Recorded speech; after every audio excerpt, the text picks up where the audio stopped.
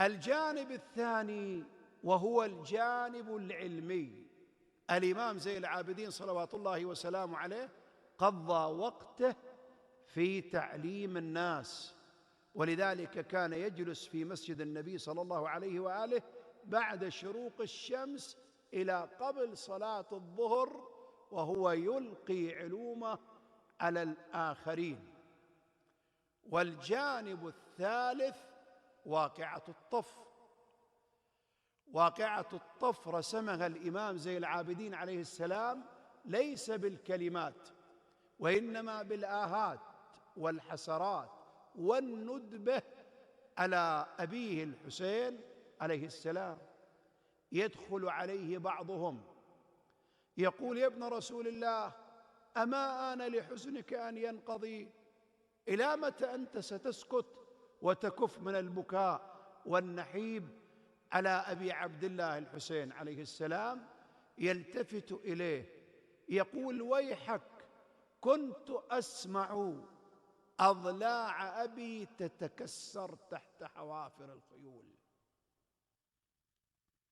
هل تعلم ماذا نظر الإمام زين العابدين صلوات الله وسلامه عليه؟ يقول: كنت أسمع أضلاع أبي تتكسر تحت حوافر الخيول. رأى أقمار كما يقول الإمام رضا عليه السلام ليس لهم على وجه الأرض من شبيه. اسمعني يا حبيبي، ليس لهم على وجه الأرض من شبيه. نظر إلى علي الأكبر مقطع بالسيوف إربا إربا، نظر إلى القاسم، نظر إلى عمه العباس. ولذلك الرواية تقول لجلالة العباس: أخذ الإمام زين العابدين كفي العباس وقبلهما. نظر إلى الطفل الرضيع، نظر إلى آهات النساء. ولذلك يقول: كلما نظرت إلى عماتي تذكرت فرارهن من خيمة إلى خيمة ومن خباء إلى خباء، والعدو يقول: احرقوا بيوت الظالمين. إلى أن ذلك الرجل يسكت ويبكي. الإمام زين العابدين عليه السلام فعل واقعة الطف وجسدها حية، مشهد لا يغيب عن القلوب فضلا عن الأنظار.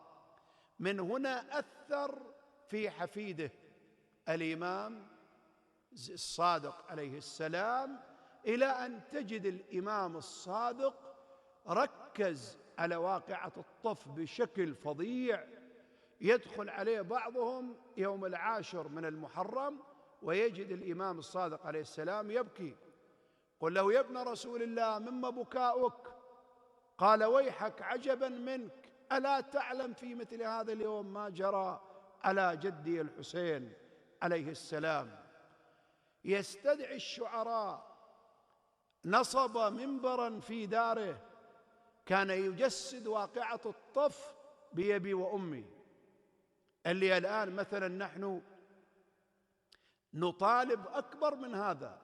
يعني مو قضية الآن تشبيهات تجري فقط، لا، المفروض تصنع سينما كاملة، هي سينما الطف إلى العالم كله، حتى تؤثر في نفوس من أدرك ومن لا يدرك.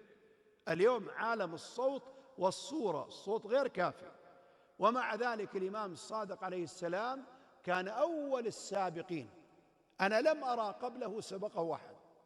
أول السابقين في تجسيد ما جرى يوم كربلاء، أن ذلك الناعي ينعى الحسين عليه السلام، وتأتي الجارية بطفل رضيع ليري الجلاس ما جرى على أبي عبد الله الحسين، وتضع الطفل الرضيع في حجر الإمام الصادق فيختنق بعبرته وبكائه. هذا أعتقد والله العالم حسب تحليلي أن الإمام زين العابدين كان له هو الدور الفاعل في صقل شخصية الإمام الصادق عليه السلام.